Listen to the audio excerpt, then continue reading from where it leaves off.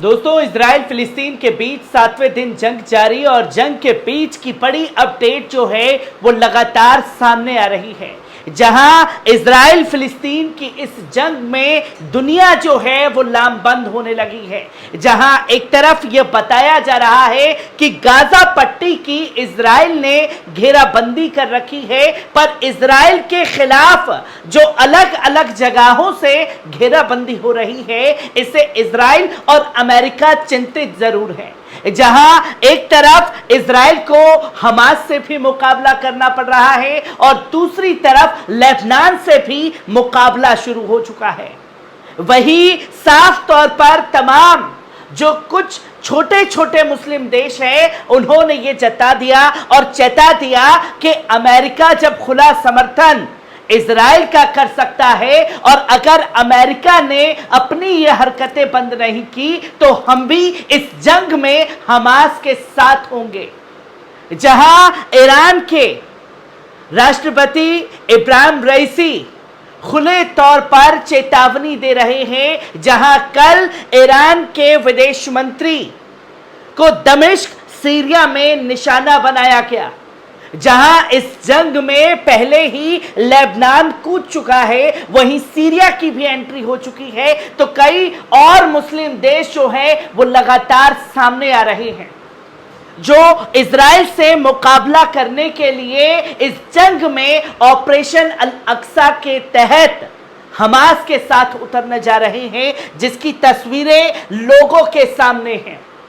कौन कौन से वो देश शामिल हैं और क्या उनकी ताकत है, इस बारे में जानना समझना बहुत जरूरी है। जो कि साफ तौर पर आप देख सकते हैं कि हमास के साथ इस जंग में साथ देने के लिए ये देश उतर सकते हैं।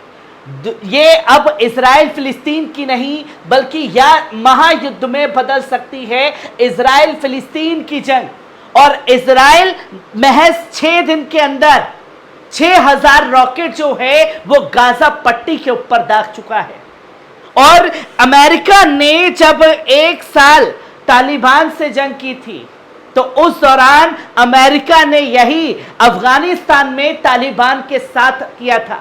1 साल में 6000 रॉकेट जो हैं वो दागे गए थे अमेरिका द्वारा अफगानिस्तान पर, और वही अमेरिका के हथियारों का इस्तेमाल करके गाजा पट्टी को खंडर बनाने का जो संकल्प, जो बदला, इंतकाम, न जाने क्या क्या गोदी मीडिया के एंकर कहते हुए दिखाई नहीं दे रहे। जो कि कल कई तस्वीरें ऐसी सामने आई कि एक गाजा पट्टी में लोगों को शहीद किया जा रहा है। एंकर जो हैं उस पर जश्न मना रहे हैं कि अब नेतन्याहू का इंतकाम देखने को मिल रहा है। ये तस्वीरें लगातार सामने आ रही हैं और लेबनान और सीरिया इस युद्ध में शामिल हो चुके हैं। लेबनान और सीरिया इससे पहले भी समय समय पर हमास की मदद करते रहे हैं। पिछले कुछ दिनों से संगठन हिजबुल्लाह भी इजराइल के खिलाफ उकसावे की कार्रवाई कर रहा है। मई 2021 में हुए संघर्ष में लेबनान, सीरिया और इराक की ओर से इजराइल पर हमला किया गया था।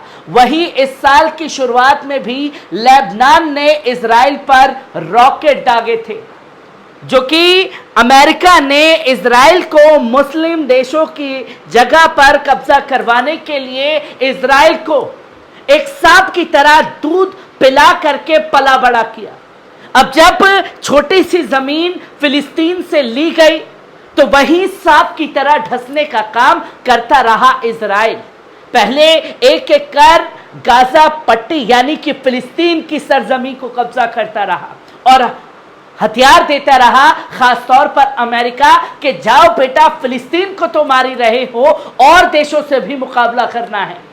कभी सीरिया, कभी लेबनान, तो कभी यमन का इस्तेमाल किया जाने लगा।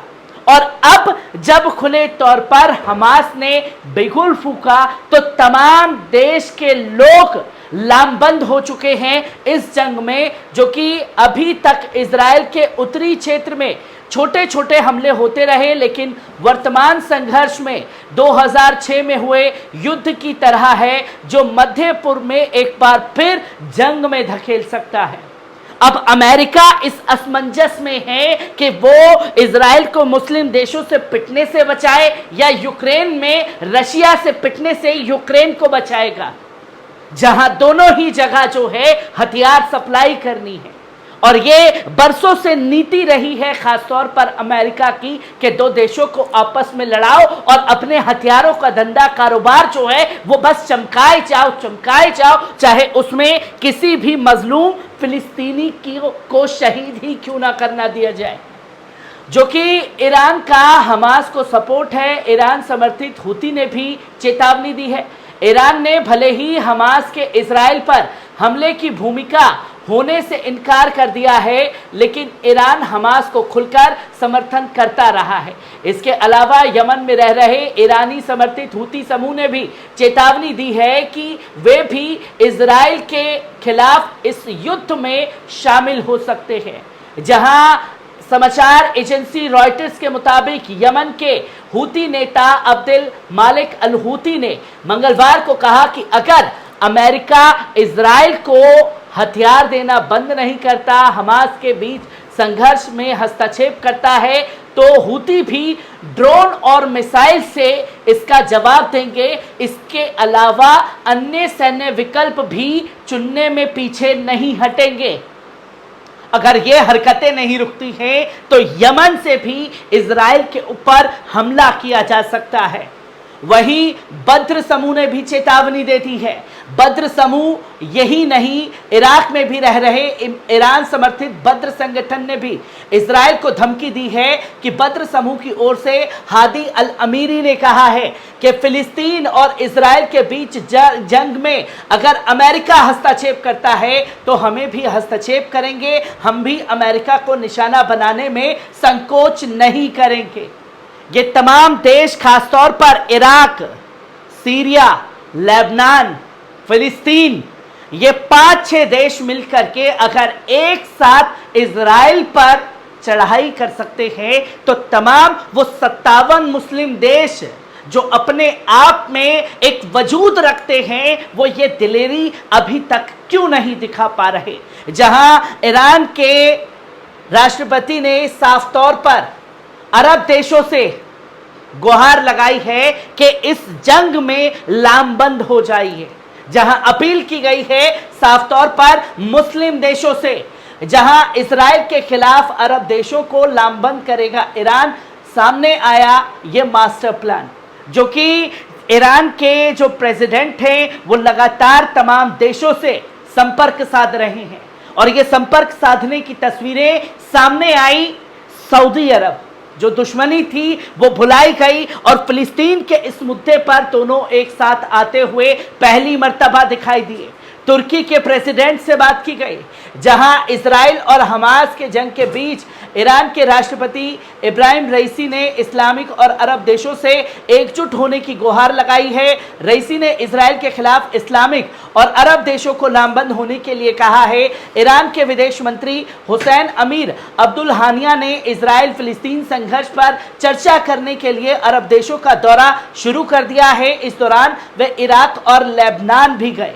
इस दौरान ईरान को राजदूत ने कहा कि गाजा के खिलाफ ये अपराध उनके खतरनाक प्रभाव के मद्देनजर ईरान के विदेश मंत्री का ये दौरा आज से शुरू हुआ। वे पहले इराक और बाद में कल लेबनान गए, जिसकी तस्वीर सामने आई कि इराक में दमिश्क एयरपोर्ट पर पहुंचते समय इजराइल ने मिसाइलें दागी दमिश्क एयरपोर्ट पर इराक सीरिया के, जो कि ईरान पर इजराइल के खिलाफ हमास का साथ देने का आरोप लगता रहा है। पर जब खुल करके ये समर्थन दिया जा रहा है आतंकी इजरायली सैनिकों को, तो खुल करके भी लोग आगे आ रहे हैं और लेबनान से हिजबुल्लाह ने जो कदम उठा दिया है वो यकीनन इजराइल को कई बड़े संकट में डाल सकता है। और जब लेबनान से हिजबुल्लाह ये कदम उठा सकता है तो हूती और इराक भी खुले तौर पर कह रहे हैं कि वो इस जंग में पीछे नहीं हटेंगे अगर अमेरिका ने अपनी सीमाएं लांघी तो, क्योंकि दुनिया अब महायुद्ध की तरफ बढ़ रही है। हर एक तस्वीर, हर एक पहलू को आपके साथ साझा करता रहूंगा। दीजिए इजाजत, शुक्रिया।